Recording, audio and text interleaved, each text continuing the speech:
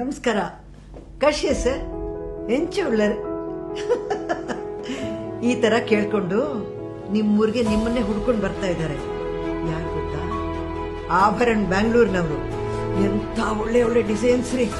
ರಾಣಿರಂತೆ ಅಲಂಕಾರ ಮಾಡ್ಕೊಂಡು ನಾವೆಲ್ಲ ತಿರುಗಬಹುದು. ನೋಡಿದ್ರ ಎಷ್ಟು ಚೆನ್ನಾಗಿದೆ ಅಲ್ವಾ?